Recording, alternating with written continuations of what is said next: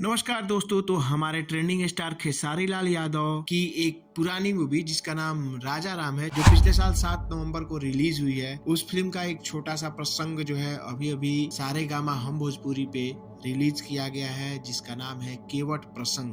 दोस्तों, इस प्रसंग को देखने के बाद ऐसा लगेगा कि आप उस युग में चले जाएंगे। ये क्या है प्रभु, आपकी मजदूरी। दोस्तों, मैं आपको बता दूं कि यह पिक्चर जो है वो 7 नवंबर के दिन रिलीज हुई थी और काफी बढ़िया ऑडियंस का अटेंशन भी मिला था इस पिक्चर को लेके।